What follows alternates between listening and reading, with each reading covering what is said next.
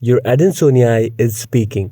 But are you listening? That yellow tinge, the curling edge, that brown crisp. These are not just leaf problems. They are warning signs. In this video, we are decoding every signal your Monstera Adansonii is sending, from sunburn scars to fungal threats, from overwatering cries to nutrient deficiencies. And stick till the end, I will show you how to easily propagate your Adansonii in water. Let's get into it. Yellow leaves are like your plant's SOS signal. If the entire leaf is pale yellow, it could be nitrogen deficiency, your plant is starving.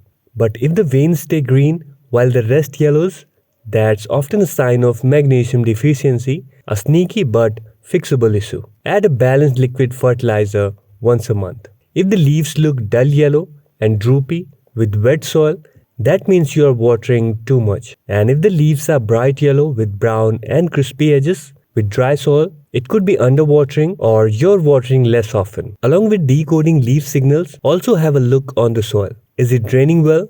Is it absorbing water properly or repelling it?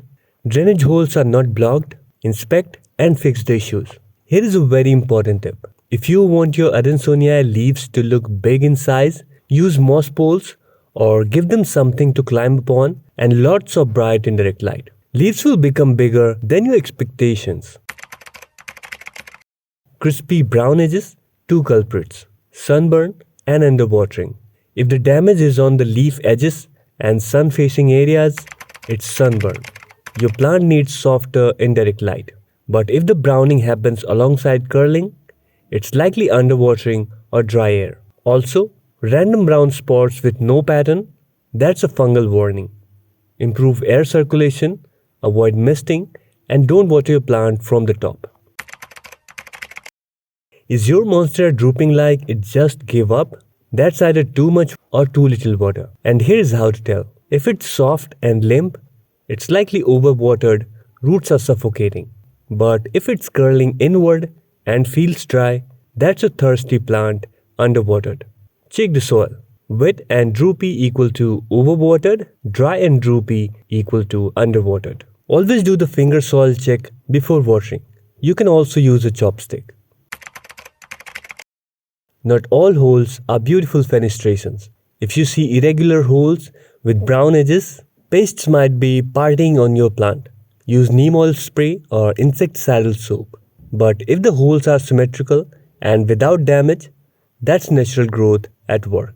Now that your plant is healthy, let's multiply it. To propagate your Adansonii in water, cut a stem just below a node, make sure it has at least 1 to 2 leaves, and remove bottom leaves.